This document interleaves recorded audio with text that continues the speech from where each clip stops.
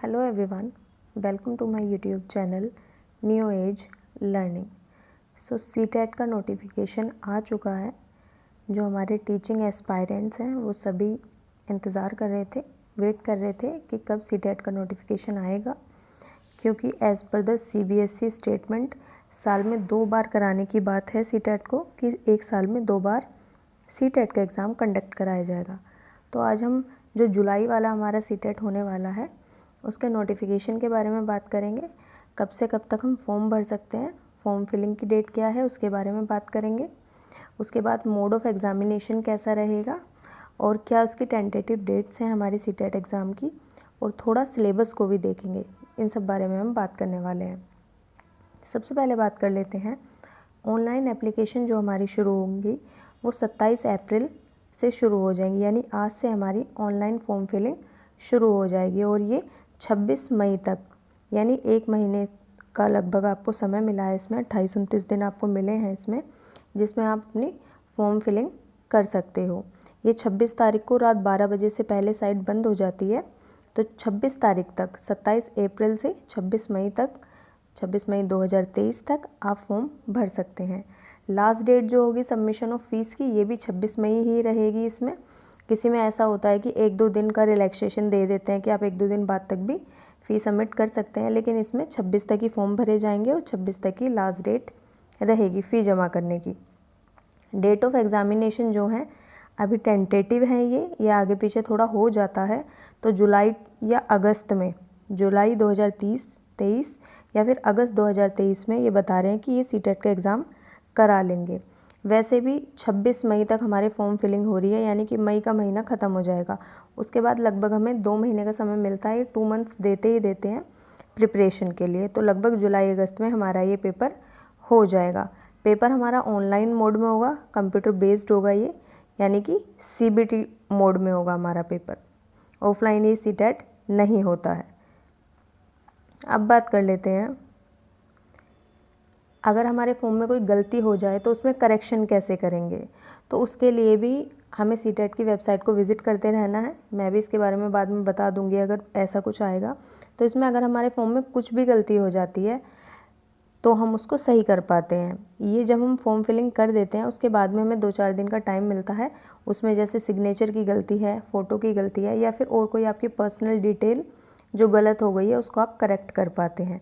लेकिन इसमें एक क्लोज़ है कि आपकी जो एग्ज़ामिनेशन सेंटर है, जो आपने एग्ज़ामिनेशन सिटी भरी है, आपकी जो प्रेफरेंस है उसको आप चेंज नहीं कर सकते हैं। जो आपने एग्ज़ामिनेशन सेंटर भरा है अपना, वहीं पर ही वो रहेगा, वो चेंज नहीं होगा। बाकी सारी जो आपकी डिटेल्स हैं वो जब करेक्शन के लिए नोटिफिकेशन आएगा तो उसमें आप ठीक कर सकते हैं। इसकी एग्ज़ामिनेशन फ़ीस की बात कर लेते हैं।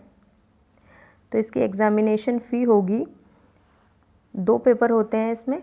फर्स्ट जो होता है वो प्राइमरी के लिए होता है और सेकंड पेपर जो होता है वो जूनियर लेवल के लिए होता है। यानी कि पहला पेपर जो होता है उसमें अगर आपको फर्स्ट क्लास से लेके 5th क्लास तक टीचर बनना है तो आपको CTET का पेपर 1 देना होगा, और अगर आपको 6th क्लास से लेके 8th क्लास तक टीचर बनना है तो आपको पेपर 2 देना होगा। इन दोनों की अलग अलग फ़ीस हैं, वो देख लेते हैं हम।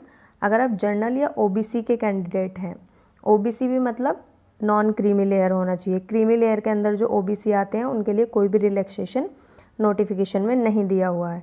तो अगर आप जनरल हैं या फिर OBC कैटेगरी से बिलोंग करते हैं तो आपको, अगर फर्स्ट पेपर आप केवल भरते हैं तो 1000 रुपये लगेंगे, उसके 1000 रुपये फ़ी रखी गई है। और अगर दोनों पेपर एक साथ भरते हैं तो 1200 लगेंगे। दोनों पेपर के लिए 1200 लगेंगे और एक पेपर के लिए 1000 रुपये लगेंगे। और अगर आप SC ST कैटेगरी से बिलोंग करते हैं या फिर डिफरेंटली एबल्ड पर्सन है जिसको कोई भी डिसेबिलिटी है, तो वो 500 रुपये लगेंगे अगर वो पेपर 1 भरेगा, और अगर दोनों पेपर भरते हैं तो 600 रुपये की फ़ी उनको लगेगी। ये बात हो गई फ़ी की हमारी। पेपर 1 पेपर 2 कौन भर सकता है ये मैंने आपको बता दिया। पेपर 1 वो भरते हैं जिसको 1st से 5th क्लास तक टीचर बनना होता है, यानी प्राइमरी टीचर, और जो जूनियर लेवल के टीचर होते हैं वो 6th to 8th यानी पेपर 2 फिल करते हैं। अब बात कर लेते हैं सिलेबस के बारे में। एक ब्रीफ में नहीं बताया मैंने, थोड़ा थोड़ा मैं इसको बता रही हूँ कि सिलेबस क्या है। अगर आप पेपर 1 भरते हैं, दोनों ही पेपर, पहले तो ये चीज़ है कि 150 नंबर के ही होते हैं, पेपर 1 भी और पेपर 2 भी। तो इसमें हमारे 5 सेक्शन होते हैं पेपर 1 में, जो है language 1, language 2, maths, EVS and CDP. Language 1 इसे थोड़ा सा समझ लेते हैं, इसमें थोड़ी कन्फ्यूज़न रहती है। मान के चलिए आपने लैंग्वेज 1 ली है हिंदी, तो आप सेकंड लैंग्वेज जो है उसको आप हिंदी नहीं ले सकते हैं। इसके अलावा 20 लैंग्वेजेस जो दी हुई हैं नोटिफिकेशन में, उसमें से आप कोई भी एक लैंग्वेज सेलेक्ट कर सकते हैं एज सेकंड लैंग्वेज। मान लीजिए आपने फर्स्ट लैंग्वेज इंग्लिश ली हुई है, तो आप सेकंड लैंग्वेज इंग्लिश नहीं लेंगे। उसके अलावा जो भी 20 लैंग्वेज दी हुई हैं, 19 लैंग्वेज बचेंगी, टोटल 20 हैं, क्योंकि 20 में से एक तो आपने फर्स्ट लैंग्वेज के रूप में ले ली, और सेकंड जब आप लेंगे तो बाकी की बची हुई 19 लैंग्वेजेस में से आप ले सकते हैं। थर्ड में हमारा मैथ्स आता है, इसमें ईवीएस आती है, और सीडीपी यानी चाइल्ड डेवलपमेंट एंड पेडागोजी ये आती है। ये सारे ही पोर्शन 30-30 मार्क्स के होते हैं, तो टोटल में 150 मार्क्स बन जाते हैं। ये पेपर 1 के लिए है, जो प्राइमरी लेवल के लिए पेपर होता है। अब बात कर लेते हैं पेपर सेकंड की। पेपर सेकंड जो जूनियर लेवल के लिए होता है, उसमें आपकी लैंग्वेज 1 आएगी, लैंग्वेज 2 आएगी, सीडीपी आएगी, और सोशल साइंस वाले बच्चों के लिए या आर्ट्स वाले बच्चों के लिए सोशल साइंस आएगी, और मैथ्स बैकग्राउंड के जो बच्चे हैं उनके लिए मैथ्स या साइंस आएगा। इसको समझ लेते हैं। लैंग्वेज का तो सेम है। अगर आप लैंग्वेज 1 मान लीजिए उर्दू लेते हैं, तो लैंग्वेज सेकंड जो आपको लेनी होगी वो इससे अलग लेनी होगी। तो इसमें आपकी लैंग्वेज 1, लैंग्वेज 2 आप सेलेक्ट कर लेंगे, सीडीपी हमारी आएगी। ये तीनों ही पोर्शन 30-30 मार्क्स के आएंगे, यानी कि 90 मार्क्स आपके यहाँ से बन जाएंगे। ये चौथा जो पोर्शन है, जिसमें आप सोशल साइंस या मैथ्स एंड साइंस बोल रहे हैं, ये आएगा हमारा 60 मार्क्स का। इसे थोड़ा सा समझ लेते हैं। जो कॉमर्स वाले बच्चे हैं या फिर जो आर्ट्स वाले बच्चे हैं, वो सोशल साइंस में आएंगे। यहाँ पर कॉमर्स वाले बच्चे कई बार मैथ्स और साइंस से भी भर देते हैं, लेकिन कॉमर्स और आर्ट्स वाले बच्चे सोशल साइंस लेंगे, जिसमें एसएसटी आएगा, जिसमें हिस्ट्री, सिविक्स और ज्योग्राफी का पोर्शन आता है। और मैथ्स वाले बच्चे जो होते हैं, मैथ्स बैकग्राउंड के या साइंस बैकग्राउंड के जो बच्चे होते हैं, जिन्होंने अपना ग्रेजुएशन 12th साइंस से किया है, वो मैथ्स या साइंस सेलेक्ट करेंगे। मैथ्स या साइंस नहीं, मैथ्स एंड साइंस। इसमें 60 क्वेश्चन आएंगे, जिसमें मैथ्स और साइंस दोनों के ही क्वेश्चन आएंगे। तो आई होप आपको ये 4th वाला पोर्शन समझ आ गया हो। आर्ट्स कॉमर्स वाले सोशल साइंस लेंगे, जिसमें हिस्ट्री, सिविक्स, ज्योग्राफी पूछी जाएगी 60 नंबर में, और मैथ्स वाले बच्चे मैथ्स और साइंस को सेलेक्ट करेंगे। ये हो गई हमारे पेपर सेकंड के सिलेबस की बात। ये 30-30 मार्क्स के ऊपर के 3 पोर्शन है, 30 मार्क्स, 30 और ये आता है हमारा 60, यानी कि टोटल बन जाते हैं हमारे 150 मार्क्स। अब आगे चलते हैं। अब बात कर लेते हैं कि कितने नंबर हमें ज़रूरी होते हैं पास करने के लिए इस पेपर को। तो अगर आप जनरल कैटेगरी से बिलोंग करते हैं तो आपको 60% मार्क्स लाने होंगे।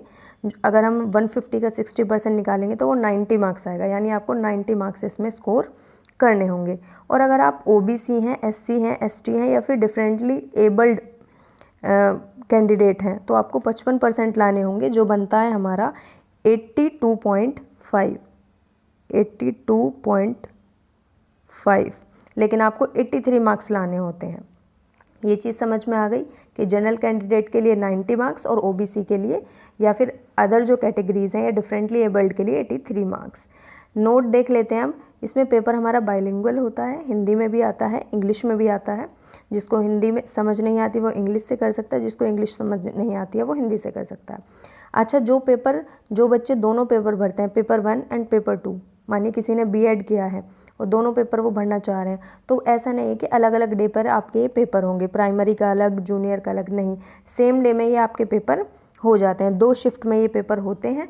पहली शिफ्ट होती है 9:30 से 12 बजे तक, और उसके बाद 2 घंटे का गैप मिलके दूसरी हमारी शिफ्ट हो जाती है। इसमें एक चीज़ आप ध्यान रखिएगा, जब भी फॉर्म फिलिंग करनी हो, आप जल्दी से जल्दी फॉर्म फिलिंग करने की कोशिश करना, क्योंकि इसमें क्या होता है, फर्स्ट कम फर्स्ट सर्व वाली पॉलिसी सीटेट वाले अपनाने लगे हैं पिछले 2 बार से। इन्होंने क्या किया है कि जो बच्चा पहले फॉर्म भरेगा उसकी जो एग्जामिनेशन सेंटर की प्रेफरेंस होगी उसको पहले कंसिडर किया जाएगा। मान लीजिए मैं हूँ, 27 अप्रैल को फॉर्म निकले हैं और मैं 3 मई को फॉर्म भर देती हूँ, तो जो मेरी सिटी है, अगर वहाँ पर उस सिटी में सेंटर अवेलेबल होगा, वहाँ पर बचा हुआ होगा, तो पहले मुझे मिलेगा। मानिए कोई बच्चा है जो मुझसे 10 दिन बाद भर रहा है, तो उसकी प्रेफरेंस नहीं दी जाएगी, उसको सेम सिटी के लिए कंसिडर नहीं किया जाएगा, पहले मुझे कंसिडर किया जाएगा। यानी जो पहले फॉर्म भरेगा वो अपनी मनचाही सिटी पाएगा, एग्जामिनेशन सिटी पाएगा। ये सिंपल सी बात है। तो ये बात हो गई हमारी first come first serve policy की। तो हमने मोटी मोटी चीज़ें यहाँ पर सारी देख ली हैं, सिलेबस, एग्ज़ाम पैटर्न क्या होता है और कब इसका एग्ज़ाम हो सकता है।